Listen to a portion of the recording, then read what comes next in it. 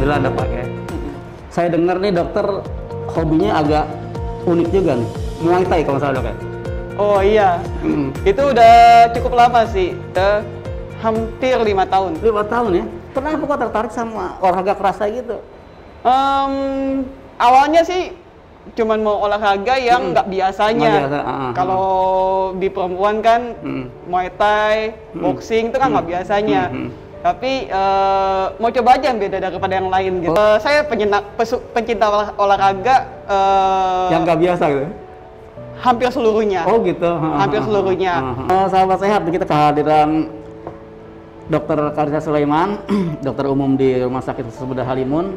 Dan saya ingin bincang-bincang seputar gimana sih kita bisa tetap sehat di suasana yang kurang menguntungkan sebenarnya, yaitu di suasana pandemi. Dok, sebenarnya pandemi itu apa sih? Saya pernah dengar memang epidemi. Sekarang ada pandemi itu, apa bedanya epidemi dengan pandemi? Sebenarnya itu terminologi ya. Oh, iya. Ada banyak, itu dari cabang ilmu kalau kita bilang epidemiologi.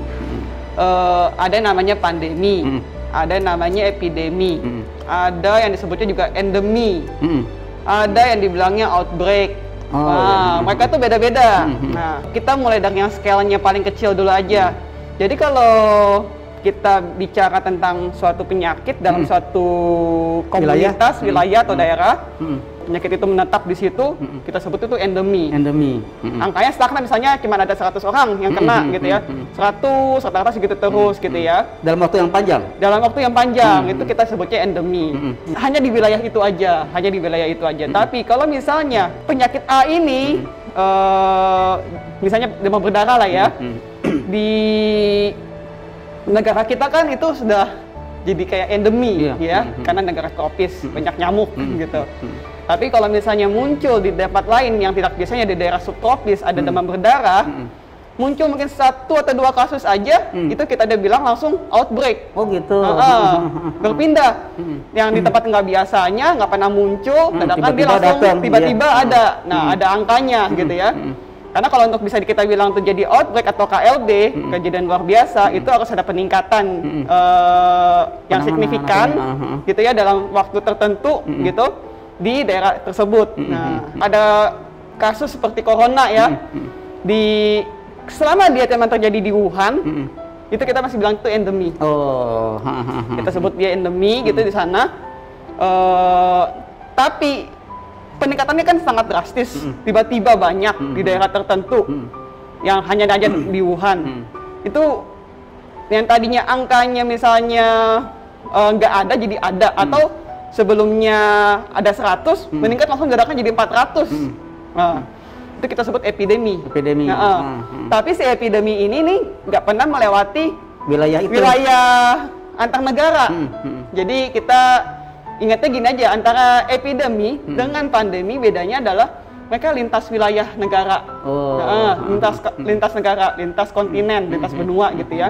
Begitu dia bisa lintas benua, dari yang Wuhan itu dia nyebrang misalnya ke Singapura, ke Indonesia, ke negara-negara lain, kita sebut itu pandemi. Berarti waktu ada SARS yang 2003 itu termasuk pandemi nggak ya? Iya, masuk pandemi. Dia nyebrang dari satu tempat ke tempat lain. Nah, itu terjadi pandemi. Iya. Nah, sekarang di tengah ini dengan suasana yang sangat ya dalam tanda kutip mungkin mengerikan untuk sebagian orang gitu ya. Bagaimana kita tetap bisa menjaga kesehatan tubuh kita? Kita nggak perlu panik dan nggak perlu takut. Nggak perlu parno gitu ya? Nggak perlu terlampau takut sekali gitu ya, sampai panik gitu. Kan waktu awal-awal kita corona kan banyak sekali kejadian seperti pada banyak yang borong masker, borong hand sanitizer, sampai borong sembako gitu ya. Sebenarnya perilaku yang seperti itu yang justru malah merugikan untuk kita. Kita sebenarnya tidak perlu takut, kita waspada terhadap hal-hal yang memang harus kita waspadai. Misalnya kita harus meningkatkan gaya hidup sehat. Untuk mencegah terjadinya penyebaran itu, ya salah satunya adalah menerapkan prinsip pencegahan infeksi yang baik. Cuci tangan, ya, sering-sering cuci tangan gitu. Apalagi kalau kita sering paparan dengan kontak dengan orang lain gitu ya. Ya barang-barang yang nggak dikenal, dunia luar, itu sering cuci tangan. Cuci tangan yang baik itu juga dengan air mengalir aja yang simple gitu, dengan sabun itu udah cukup. Udah cukup ya. Ya tidak perlu harus selalu hand sanitizer gitu ya. Pencegahan misalnya karena corona, penyebaran transmisinya dia kena ke saluran nafas, droplet gitu ya. Ya sering pakai masker. Kita harus pakai masker kalau kita paparan di terutama tempat umum, yang dimana resikonya tinggi gitu ya.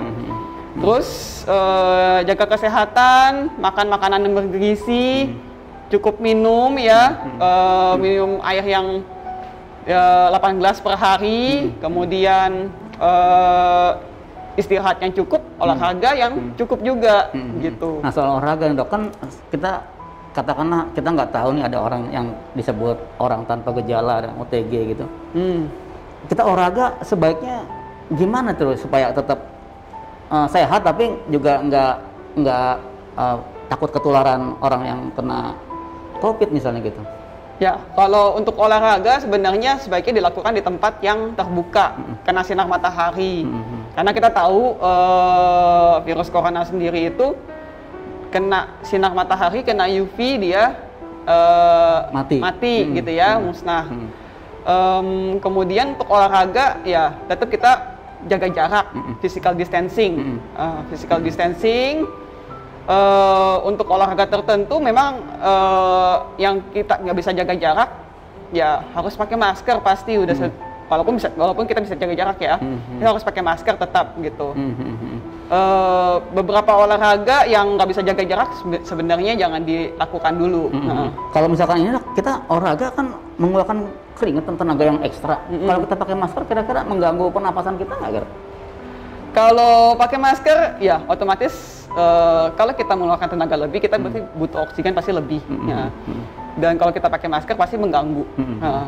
Untuk orang-orang tertentu yang punya masalah di saluran pernafasan dan kardiovaskularnya, untuk olahraga seperti itu yang dimana kita nggak bisa physical distancing, kita ini sebaiknya tidak dilakukan dulu. Kecuali misalnya dia olahraga sendiri di rumah, dia treadmill sendiri di rumah, dia nggak perlu pakai masker, ya bisa lah gitu ya. Tapi kalau kondisinya dia harus olahraga berbarengan di tempat umum gitu ya, yang dimana nggak bisa physical distancing, ya sebaiknya jangan. Apalagi orang tersebut dengan kondisi yang riskan, misalnya orangnya sudah tua, punya masalah penyakit jantung, darah tinggi, hipertensi gitu ya. Kencing manis, terus dia ada masalah saluran pernapasan, sebaiknya sih lebih baik dihindari. Kayak saya misalnya gini Dok, saya kan lebih banyak kecuali hari Minggu ya. Kalau hari-hari lain tuh saya biasanya lari sore, jadi setelah pulang kantor itu baru lari. Di suasana seperti ini pun saya tetap lakukan itu. Tapi biasanya saya pakai masker kalau di tempat-tempat ramai. Ketika nggak ramai, masker saya turunin. Ini beresiko nggak sih kalau kita nurunin masker? Kan ada yang bilang beresiko karena makin dan sebagainya. Ya, mungkin karena takutnya airborne ya. Karena selama itu di tempat yang terbuka dan ada matahari, rasanya sih tidak beresiko ya. Beresiko ya. Terus selama di sekitarnya memang nggak ada orang dan jaraknya juga jauh, ya itu tidak terlalu beresiko gitu. Yang penting kita menerapkan ada physical distancingnya. Nah, kalau soal makanan nih Dok, makanan kita kan apa ya, nyaris apalagi kalau kita beli ini kurang sehat gitu. Untuk situasi seperti ini apa ya makanan yang paling baik gitu untuk kita? Untuk situasi seperti ini sih, untuk makanan sebenarnya kita lebih mengarahkan kepada makanan yang menunjang sistem imunitas tubuh kita. Misalnya Dok? Misalnya banyak makan makanan yang mengandung vitamin C, ya vitamin C, vitamin E, terus kemudian vitamin D. Nah itu adanya di kalau vitamin C dan vitamin E banyak di buah-buahan dan sayur ya. Kalau buah-buahan banyak pada buah-buahan jeruk, buah naga gitu ya, vitamin C, kiwi, kan banyak vitamin C-nya. Terus Kalau sayurannya? Kalau sayur-sayurannya semua sayur hijau ada vitamin C-nya. Kalau sayur yang tidak hijau misalkan toge, kayak ada sawi, putih. Nah, kalau gitu. toge, sawi gitu ya, mereka banyak vitamin E. Itu juga bagus Iya, untuk iya, iya. sistem kekebalan tubuh kita gitu. Kalau daging merah dalam situasi seperti ini masih bagus nggak? Daging merah boleh. Nah, protein kan itu kalau daging itu juga salah satunya bisa untuk menunjang regenerasi dari sistem tubuh kita gitu Iya, ya. iya. Yang penting makanan itu adalah makanan yang seimbang. Makanan seimbang, ada proteinnya, ada karbohidratnya, ada vitaminnya gitu. Nah, kita supaya lebih seru nih dok ke sahabat sehat kita, makanan seimbang bisa misalnya paling contoh satu porsi deh kita makan siang gitu yang mungkin kalau pagi nggak terlalu banyak ya kita sarapan. Contohnya seperti apa ya kira-kira kalau makan siang nih kita satu porsi yang lengkap misalnya gitu makan. Kalau misalnya makan nih ya dengan roti misalnya roti ada mungkin telurnya ya kan itu untuk protein. Kalau memang demennya model tipenya sandwich ya mungkin ada tambah buahnya, bisa alpukat, bisa tomat, ya itu kan untuk ada ini juga boleh ditambah sawi kalau memang mau pakai sawi. Ya, kalau misalnya itu udah cukup. Nah, kalau bisa tambah susu ya lebih baik. Atau mungkin jus ya, jus buah gitu. Itu udah cukup. Nah, ini seru nih kalau soal jus nih. Saya dulu waktu masih kecil itu dok, setiap hari itu dikasih, agak kaget juga sih saya, nenek saya tuh selalu bikinin saya jus bu apa saja gitu. Pokoknya ada pisang sama dia dikocok gitu, suruh minum, saya dikasih. Itu sebenarnya kita bagus nggak sih kalau minum jus pagi-pagi gitu? Baik. Apa aja? Baik. Pasti saya di buah tuh dikasih. Jus itu sebenarnya mau minum pagi, mau minum sore, mau minum malam, Nggak ngaruh ya? semuanya nggak ngaruh, semua baik. Yang penting jus itu diminum dalam kondisi yang masih fresh. Iya. Oh iya. Karena ada beberapa buah-buahan yang nilai gizinya atau vitaminnya begitu kita jus, kita hancurkan, kita proses, dia terkena udara, dia teroksidasi, kandungan gizinya rusak gitu. Jadi sebaiknya jus itu kita minum saat memang kita buat nih ya, kita buat saat kita udah mau minum. Kalau misalnya belum mau diminum nggak usah dibuat dulu. Nah, baiknya seperti itu. Apalagi untuk kita konsumsi makan-makanan yang raw ya, raw itu bagusnya seperti itu langsung dalam kondisi masih segar, udah ini langsung makan. Walaupun udah diproses. Jus itu kita masukin ke dalam kulkas dok. Ya, Walaupun kalau gitu. dimasukin ke dalam kulkas ada baiknya segera konsumsi. Segera konsumsi kalau masuk ke dalam kulkas atau Ada batas didinginkan. paling lamanya nggak kira-kira kalau kita bikin terus kita masukin kulkas separuhnya nih misalnya gitu. Tergantung suhu kulkasnya, tergantung ini penyimpanan. Beberapa makanan ada yang memang harus disimpannya di suhu 8 sampai 12 derajat Celcius. Oh gitu. Yang dimana itu suhu yang untuk penyimpanan makanan supaya nilai gizi tidak berubah gitu ya. Kalau seperti jus mungkin juga harus disimpan dengan suhu yang seperti itu. Kalau tidak bisa kita keep di dalam suhu segitu, ada baiknya jus itu dikonsumsi dalam waktu 2 jam. Biasanya saya masukin kalau yang separuh itu saya masukin ke dalam botol gitu terus saya taruh kulkas gitu. Besoknya baru saya minum dok. Kulkas itu kan kita nggak tahu nih suhunya berapa. Betul. Kalau di rumah sakit, iya bisa kita pantau suhunya, kita maintenance tuh. Iya, Gak boleh kurang suhunya gitu ya, karena iya. memang khusus kita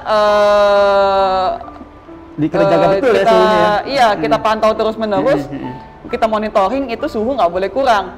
Tapi kalau di rumah kan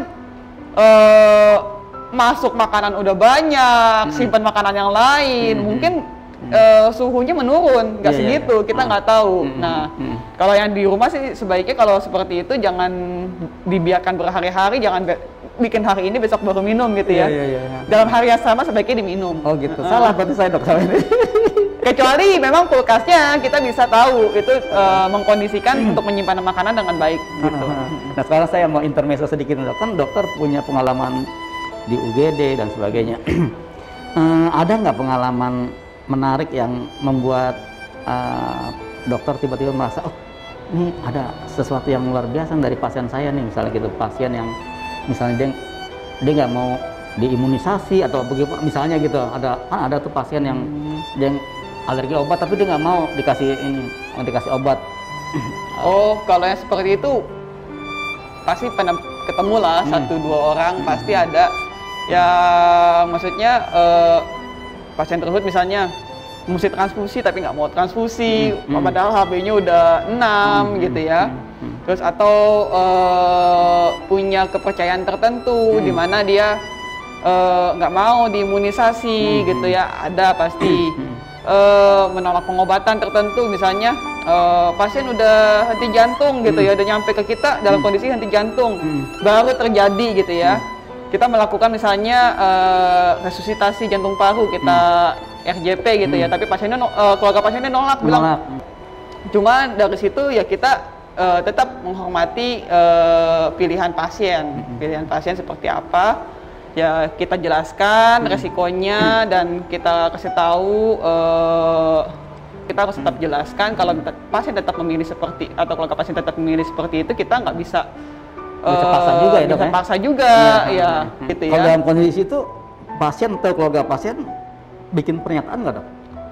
Kan ini menyangkut misalkan menyangkut nyawa kayak tadi udah henti jantung terus dia nggak mau dijadikan RJP gitu. Karena itu menyangkut nyawa pasien, menyangkut nyawa. Jadi memang harus ada suatu hitam di atas putih atau nilai hukum yang mengikat, yang dimana pilihan yang dilakukan itu adalah atas memang permintaan dari pasien atau keluarga pasien itu sendiri, karena itu menyangkut nyawa.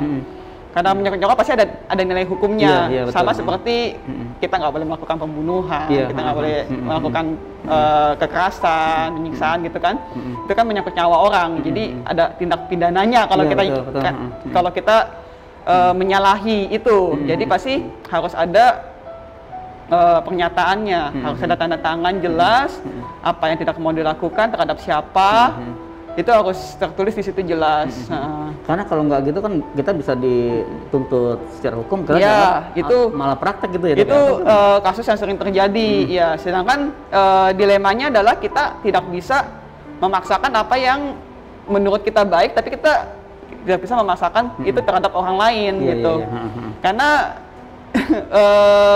baik buruknya sesuatu itu kadang-kadang di mata setiap orang itu berbeda-beda, punya nilai yang berbeda. Jadi kita nggak bisa jadikan itu dari kacamata kita aja. Betul. Misalnya walaupun kita sudah taruh banner misalkan hak dan kewajiban pasien gitu, pasien jarang baca dong kayaknya dok ya. Iya, sebenarnya itu hak dan kewajiban pasien itu, walaupun pasien nggak mau baca, kita harus jelaskan gitu. Tetap harus kita jelaskan di depan. Yang berhak menjelaskan tuh front office-nya atau dokternya kira-kira? Hak dan kewajiban itu sudah harus dijelaskan sejak dari depan pendaftaran. Sejak awal ya, di front office ya. Jadi sejak dia berobat, kan pelayanan kesehatan itu dimulai sejak dari mulai pendaftaran di depan. Jadi dari pasien udah mulai masuk rumah sakit, pertama kali say hi dengan satpam, petugas dan mulai daftar itu sudah dihitung sebagai suatu pelayanan. Jadi dia sudah terhitung sebagai konsumen. Jadi sudah harus diberitahukan terms and condition-nya juga gitu. Oke dokter, sahabat sehat kita bisa mengambil pelajaran banyak dari dokter Karissa Sulaiman. Nanti kita akan undang lagi beliau untuk bincang-bincang yang dengan topik yang berbeda dok ya. Mudah-mudahan dokter di tengah-tengah kesibukan yang luar biasa masih sempat datang ke studio mini kita insya Allah. Dokter Karissa Sulaiman, terima kasih banyak ya. Nanti kita ketemu lagi.